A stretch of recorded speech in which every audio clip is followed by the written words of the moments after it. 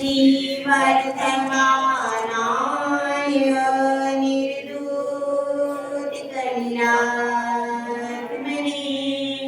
सालोकानां त्रिलोकानां यद्विद्या दर्पणायते। आचार्य का अर्थ भी मैं बोल रही हूँ, तो जो खाली वीडियो सुने वो भी लिख सकता। सुंदर है आचरण तुम्हारा, सुंदर मुनिवर वेश लिया, सुंदर स्वाभाविक क्रियाएं, सुंदर ही उपदेश दिया। यही सुगुण लगकर गुरुवर ने सुंदर सागर नाम दिया। वात्सल्य वृद्ध इन गुरु चरणों में हमने शत शत नमन किया, हमने कोटि प्रणाम किया। जय बोलिए परम पूज्य आचार्य श्री आदि समंत भद्र भगवान की जय। परम पूज्य आचार्य श्री आदि सागर जी महाराज की जय। आचार्य श्री महावीर कीर्ति महाराज की जय। आचार्य श्री विमल सागर महाराज की जय। आचार्य श्री तपस्वी सम्राट सन्मति सागर महाराज की जय। आचार्य गुरुवर सुंदर सागर महाराज की जय। अहिंसा में ईश्वर धर्म की जय। जिनवाणी माता की जय। परम पूज्य श्रीमती माता की जय। संघ की जय।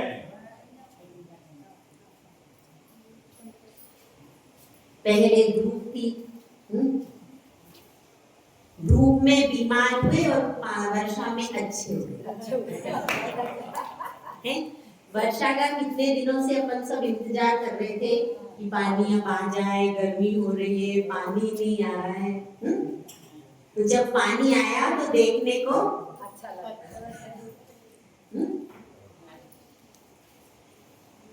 रत्नकरण शावकाचार, उसका पेपर कब देना है? शनिवार के दिन, और सबके लिए खुला हुआ है। पुरुष महिलाएं सब, श्रावक श्राविकाएं सबको देना है। क्योंकि अगर हमारे जीवन में श्रद्धा, ज्ञान और आचरण का ज्ञान हमको नहीं है, तो हम जीवन में कभी भी आगे नहीं बढ़ पाएंगे। 3 चीजें जरूरी हैं। कौन कौन सी भाई? सम्यक श्रद्धा, सम्यक ज्ञान और सम्यक आचरण। ये एसेंशियल तत्व है। इसके एडिशन में आप कुछ और करो कि ना, ठीक है?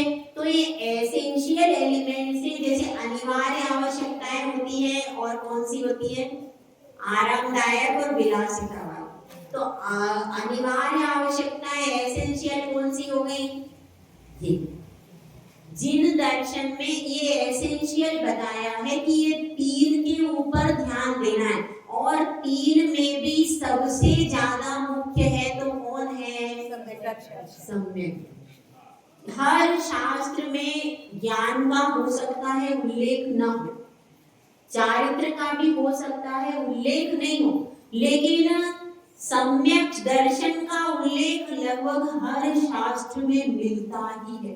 चाहे आप किसी भी अनुयोग का ग्रंथ उठा करके देखो, ऐसा एक भी ग्रंथ नहीं है जिन शासन का जिसमें सम्यक दर्शन शब्द नहीं मिला। मिलता है क्या?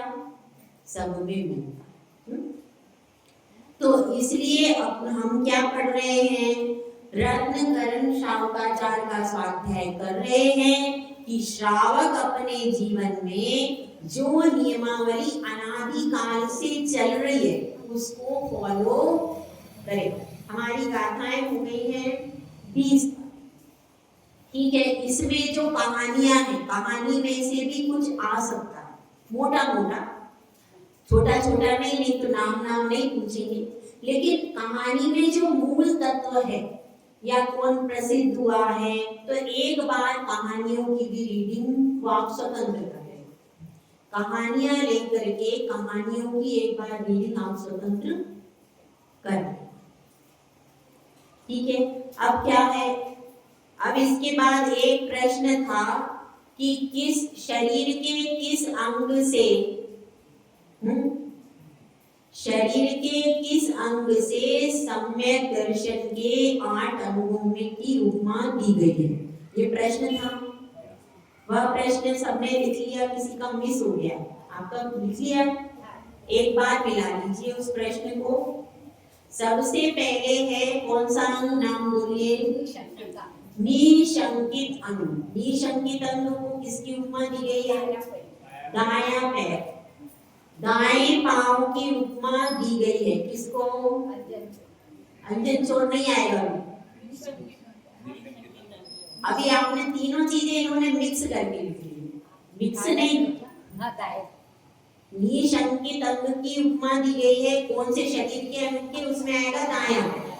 फिर जब हम उसमें पूछेंगे कि निशंकित अंग में कौन प्रसिद्ध हुआ, तब आएगा फिर अंजन चोर, अलग अलग आंसर। ठीक है। अब इसके बाद दूसरा क्या है? निकांचित अंग।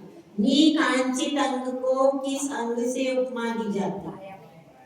बायां पैर, क्योंकि दायां पैर जैसे ही उठाते हैं बायां पैर कुछ सोचता नहीं, तुरंत उठ जाता है। इसी तरह से जिसको शंका नहीं है कि रास्ता सही है, तो वह क्या, तो उसको कांक्षा भी नहीं होती, वह अपने आप आगे बढ़ जाता है। फिर उसके बाद एक तीसरा कौन सा अंग है? निर्विक चिकित्सा अंग। निर्विक चिकित्सा अंग को किस अंग की उपमा दी गई है? बाएं हाथ। बाएं हाथ से सब लोग क्या करते हैं? अशुद्धि को दूर करते हैं। इसलिए उस हाथ को उपमा दी गई है किसकी? बाएं हाथ की उपमा किसको दी गई है? निर्विक चिकित्सा अंग में बाएं हाथ की उपमा दी है। उसके बाद तीसरा, चौथा, अमूढ़ दृष्टि। वो भी बाद में एक एक प्रश्न भी बता दूंगी। ठीक है। अमूढ़ दृष्टि अंग है। अमूढ़ दृष्टि अंग में अमूढ़ दृष्टि अंग को किससे उपमा दी गई? पीठ। अमूढ़ दृष्टि को पीठ से क्यों उपमा दी गई? कि जैसे ही कोई अनायतन आता है, आपको उसकी तरफ मुख नहीं करना। क्या करना है? पीठ कर देना। अगर हम मुख करेंगे तो हम उससे प्रभावित आज नहीं तो कल हो जाएंगे। इसलिए उसकी तरफ हमको देखना ही नहीं है, पीठ रखना। अब कौन सा इसके बाद बताइए? उपगुहन अंग। उपगुहन अंग को कौन से अंग से उपमा दी गई है? नितंब। पीछे का भाग है वो सब अपने क्या करते हैं? ढक करके रखते हैं। ठीक है। इसी प्रकार से दूसरों के दोषों को ढक के रखना है, कभी भी दूसरों के दोषों को उगाड़ना नहीं है। और इसमें किसके दोष?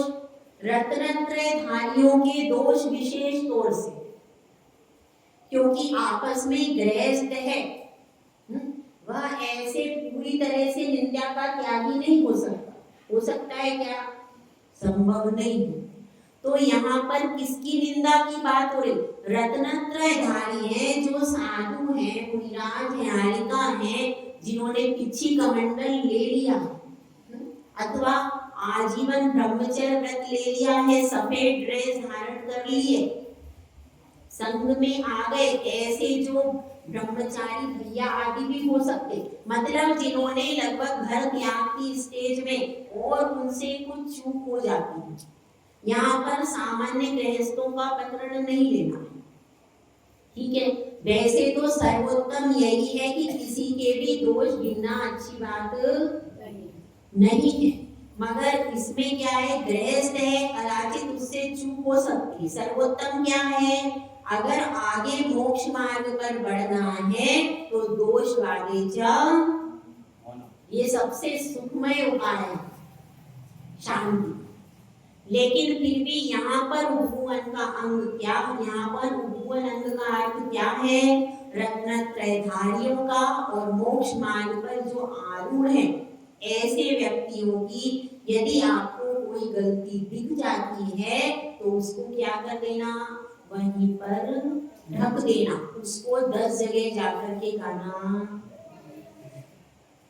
और विशेष तौर से जो समाज दूसरी समाज है उधर तो बिल्कुल बोलना ही नहीं। यह सब ज्ञान हमको रखना चाहिए। जब व्हाट्सएप आदि नहीं था तब इतना अपना प्रचार प्रसार नहीं। ठीक है, अब इसके बाद उपवन समझ में आ गया, रत्नत्रय धारी लेना इसमें। उसके बाद क्या है, सभी में रत्नत्रय धारी ही लेना है। अब इसके बाद क्या है, कौन सा अंग, स्थितिकरण। स्थितिकरण में क्या आएगा, स्थितिकरण में कौन से अंग की उपमा दी गई है, दाएं हाथ से। किसी को उठाना है, कोई गिर गया है तो उसको दाएं हाथ से उठाया जाता है। तो किसी के दोष अपन दोष ढक दिए हैं, ढकने के बाद दोषों को ढकने के बाद भी अब क्या हो गया, अब मात्र दोषों को ढकने से वो वापिस क्या होगा, वापिस रास्ते पर थोड़ी आया। अब उसको धर्म में पुनः स्थित करना है, धर्म की शिक्षा देना है उसको। भाई कोई बात नहीं, तुमसे एक बार रात्रि भोजन तुमने नियम को तोड़ दिया या कुछ कर लिया तो देखो ऐसा करो, महाराज जी आए हैं, उनसे प्रायश्चित ले लो और पुनः व्रत ले लो। अब दोबारा रात्रि का भोजन नहीं। अगर उसको ऐसा सिखाएंगे तो क्या होगा, वो दोबारा व्रत में स्थित। और आपने कोई बात नहीं, एक बार कर लिया तो बार बार करने में क्या है, तो क्या हो जाएगा, वो वापिस पूरा व्रत उसका भंग हो जाएगा। तो इसलिए एक बार किसी से गलती हो गई है, किसी ने आलू खा लिया है, त्याग किया था, कुछ ऐसा कर लिया, तो अब उससे गलती से या उसको पता नहीं था, अनजाने में भी कभी किसी ने भूल से धोखे से खिला दिया, कुछ कारण बन गया। अगर किसी से चूक हो गई और आपको पता चल गया तो सब जगह जाकर करके आपने बोल दिया, अब उसका सब जगह प्रचार प्रसार हुआ। अब उसने क्या सोचा, अब उसने सोचा सारे लोग तो मुझे ऐसा कह ही रहे, तो अब मैं नहीं भी खाऊंगा तो भी लोग कहेंगे कि, तो फिर अब खाने ही। तो इसलिए क्या करना चाहिए, इसलिए यदि आप उस समय उसका दोष छुपा लेते और उसको दोबारा समझा बुझा करके प्रायश्चित दिला करके वापिस से नियम दिलवा देते तो उसका धर्म आगे बढ़ता है। तो ये क्या हो जाएगा, स्थिति कर। ठीक है, अब इसके बाद कौन सा आता है, वात्सल्य अंग में कैसे क्या, कौन से अंग से उपमा दी गई है, वात्सल्य अंग में हृदय से उपमा दी गई है। वात्सल्य हृदय से निकलता है। जब छोटा शिशु होता है तो माँ उसको हृदय से लगाती है, ठीक है, छोटे शिशु को। तो वात्सल्य किसका प्रतीक है, हृदय का प्रतीक है। जब भी किसी कोई व्यक्ति कैसा होता है, जब अपने व्यक्ति के प्रति क्या होता है, वात्सल्य उमड़ता है तो उसको एकदम गले से लगा लेते हैं। तो ऐसा ही अपने साधर्मी व्यक्ति को हृदय से लगाना चाहिए, उसके प्रति बहुत गहरा वात्सल्य होना चाहिए। भले ही आपकी बाहर कुछ भी, आपके अंदर में कुछ भी मतभेद चल रहा, लेकिन जब बाहर की बात आए, कोई उस पर उपद्रव आ जाए तो हमेशा एक हो जाना। ठीक है, वात्सल्य हो गया। वात्सल्य के बाद है 8वां अंग, कौन सा है, प्रभावना। प्रभावना का अर्थ होता है, प्रभावना किस अंग से की जाती है, मस्तक से की जाती है। प्रभावना करने के लिए बहुत सोचना पड़ता है, आप प्रभावना करने के लिए सोचना नहीं पड़ता। प्रभावना करने के लिए बहुत सोचना पड़ता है और प्रभावना में समय भी बहुत लगता है। प्रभावना में समय बहुत लगता है, तब जाकर के कहीं कोई चीज प्रभावना हो पाती है, धर्म की प्रभावना के लिए। तो प्रभावना के लिए कौन सा अंग है, किस अंग से उपमा दी गई है, मस्तक के द्वारा।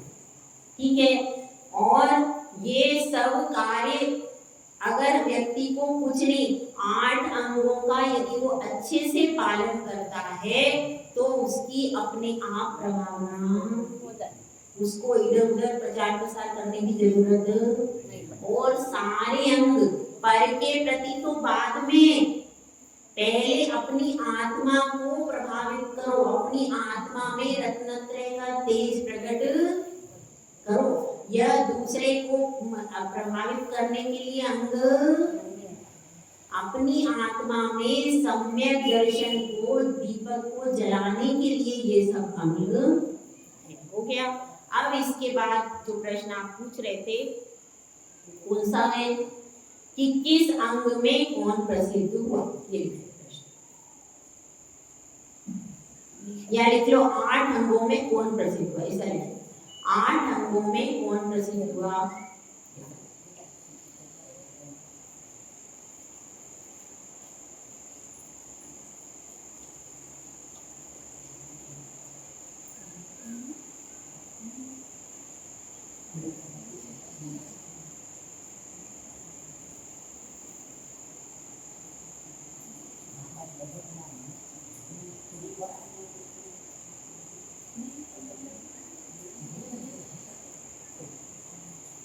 निशंकित अंग में अंजन जोड़, ये सबको याद है। और कोई भूले या ना भूले, अंजन जोड़ को कोई नहीं भूला, बुराई पकड़ने की अपनी आदत। ठीक है, उसके बाद क्या है, दूसरा अंग कौन सा है भाई, निकांचित अंग, उसमें कौन प्रसिद्ध हुआ है, अनंत।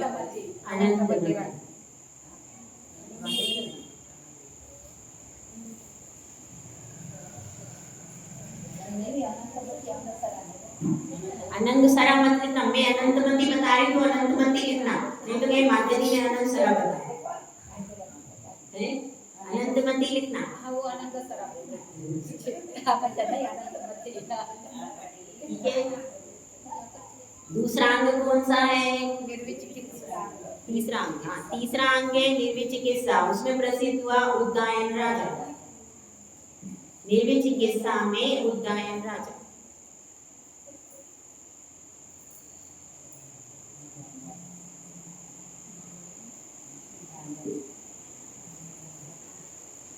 अमूढ़ दृष्टि, चौथा अमूढ़ दृष्टि अंग, उसमें प्रसिद्ध हुई रेवती राजा।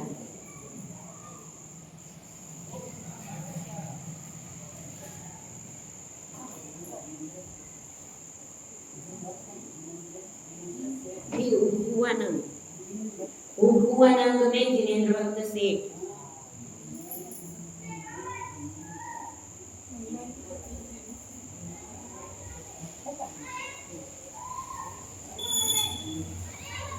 स्थितिकरण में वाली शेन।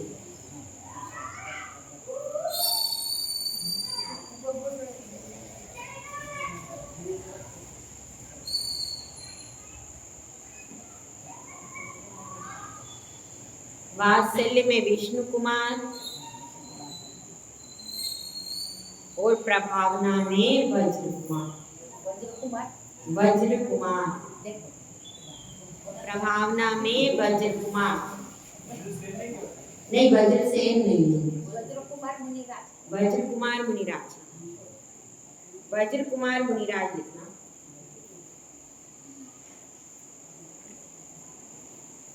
इनकी कथाएं आप लोग पढ़ लेना। अब लिखिए सम्यक दर्शन। सम्यक दर्शन में 8 अंग क्यों आवश्यक हैं?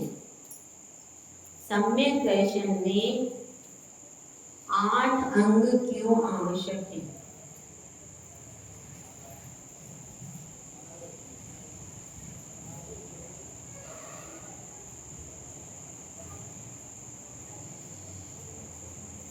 जिस प्रकार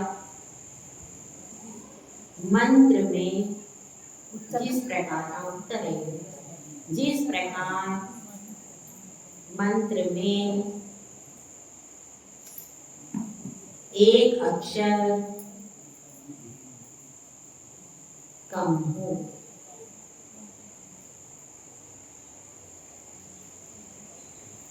तो वह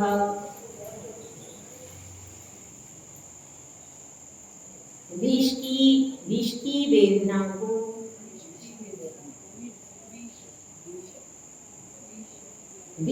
वेदना को दूर नहीं करता है।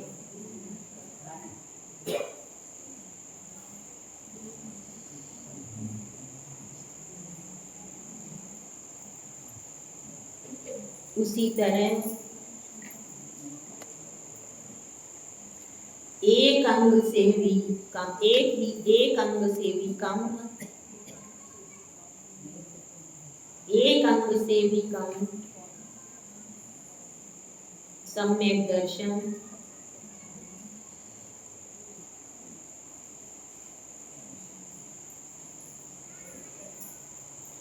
संसार की परंपरा को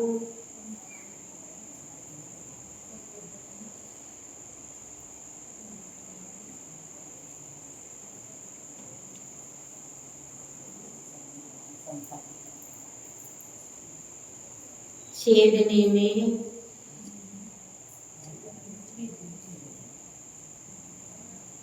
समर्थ नहीं होता है।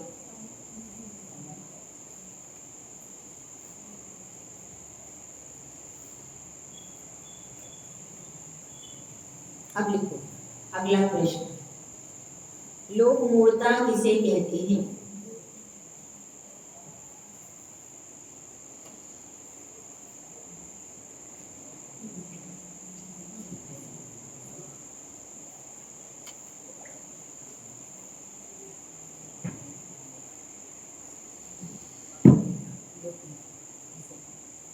धर्म समझकर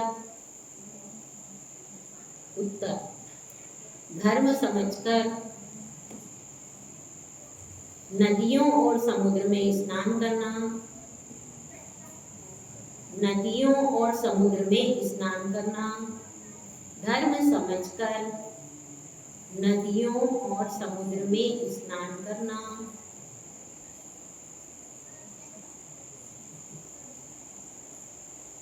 रेत और पत्थरों का ढेर लगाना,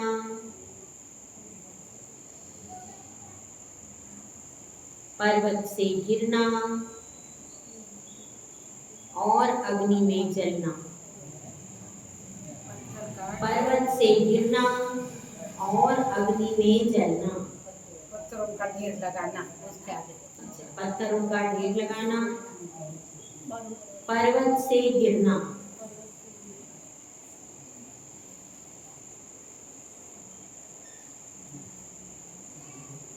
अग्नि में जलना आदि लोक मूर्ता है।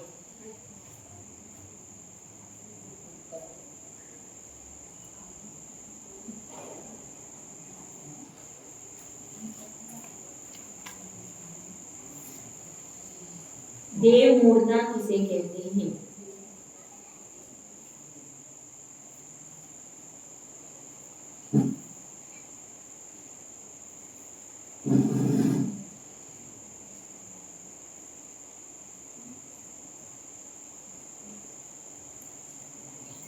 वरदान की इच्छा से,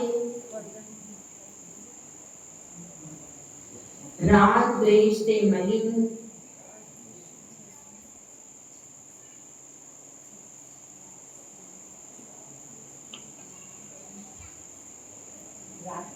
देवताओं की पूजा करना,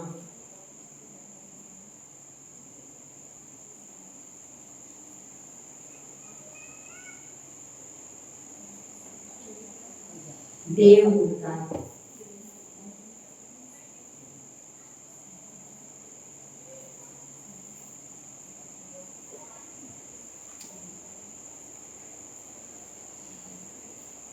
गुरु मूर्ता किसे कहते हैं? तीसरा प्रश्न, गुरु मूर्ता किसे कहते हैं?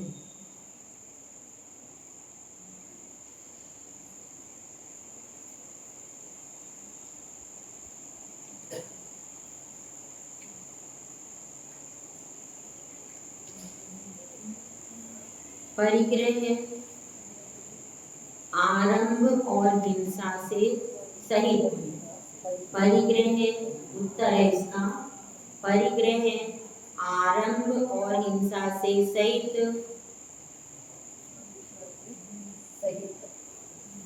मिथ्या साधुओं का, मिथ्या साधु, पूजा भक्ति आदर सम्मान करना गुरु होता है।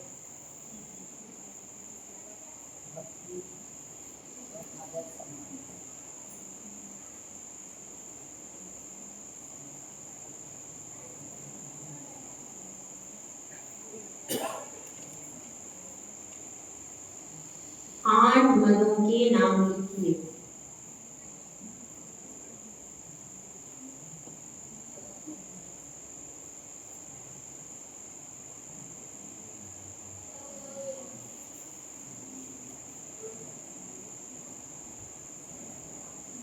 ज्ञान मद, पूजा मद, कुल मद, जाति मद,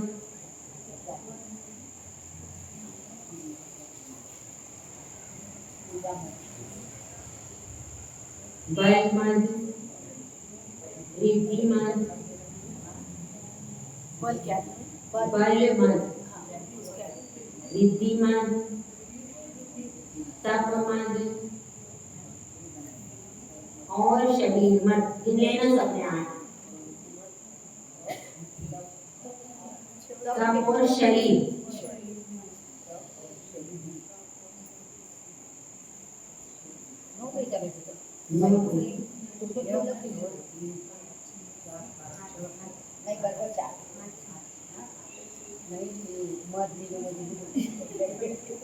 कितने हो गए?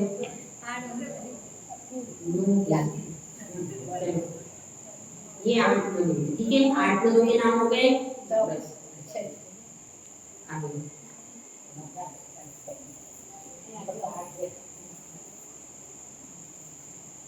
मद करने का क्या फल है?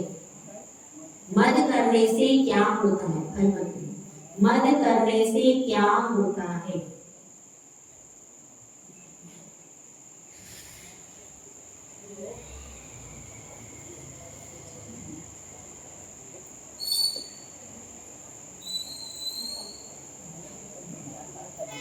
जो व्यक्ति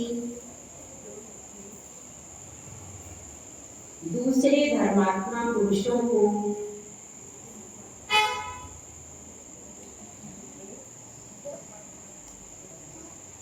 घमंड में आकर, जो व्यक्ति दूसरे धर्मात्मा पुरुषों को घमंड में आकर अपमानित करता है, वह अपने ही धर्म को अपमानित करता है।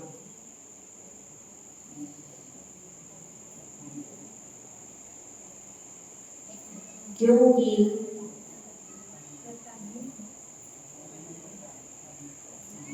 वह अपने ही धर्म को, अपने ही धर्म को अपमानित करता है।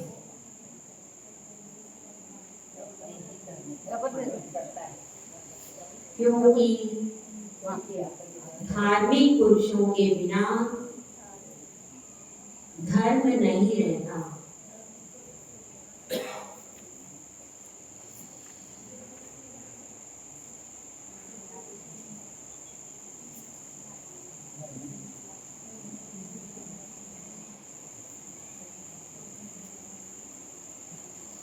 सम्यक दर्शन के प्रभाव को,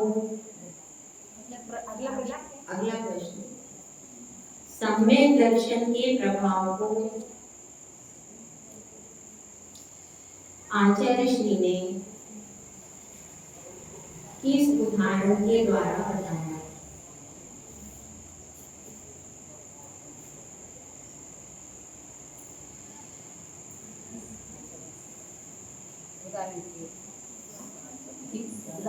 उत्तर,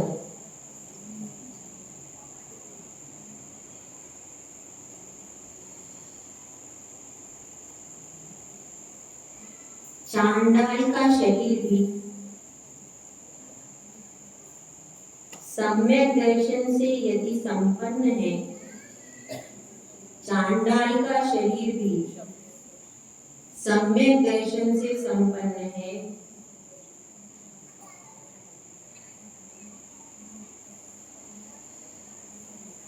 तो उसकी पूजा देवताओं द्वारा की गई।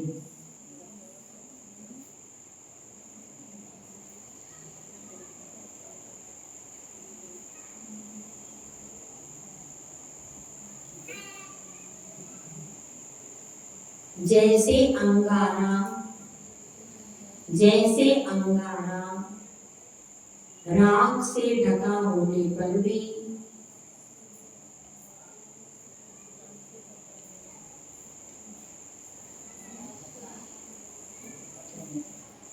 प्रकाशित होता है, प्रकाश को देता है, या प्रकाशित होता है, ठीक, प्रकाशित होता है।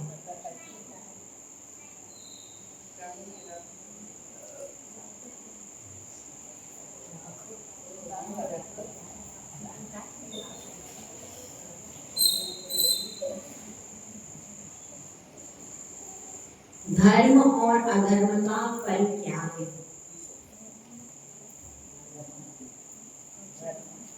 धर्म और अधर्म का फल क्या है?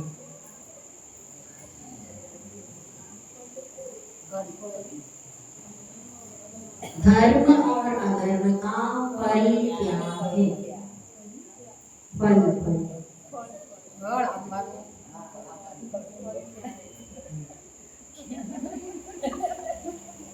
धर्म से कुत्ता भी देव हो जाता है।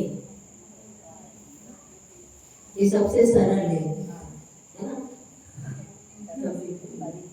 धर्म से कुत्ता भी देव हो जाता है और अधर्म के फल से देव भी कुत्ता बन जाता। ये बिना पढ़े भी समझते, कुत्ता बन जाता। सबसे सरल होता है ना? एक तो मार्क मिल जाएगा।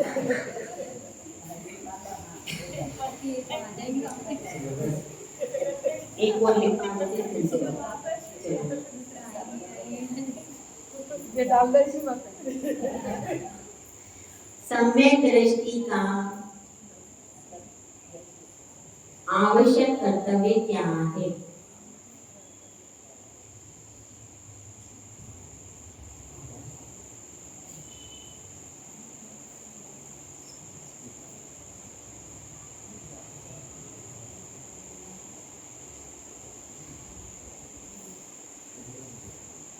सम्यक दृष्टि जी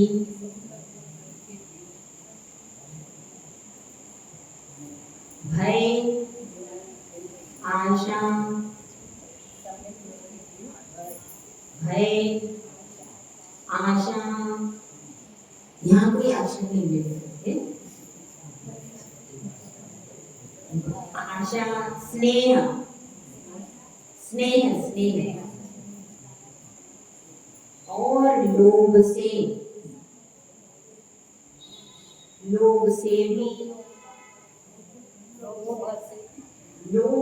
भी कुदेव, कुशास्त्र,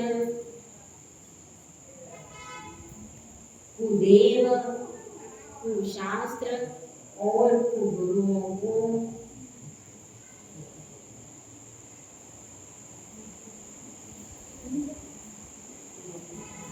नमस्कार और विनय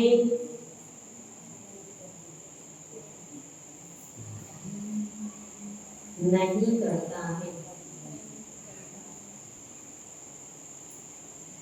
बस जय बोलो आचार्य सुंदर महाराज जी की। डेवलपर पूजा 105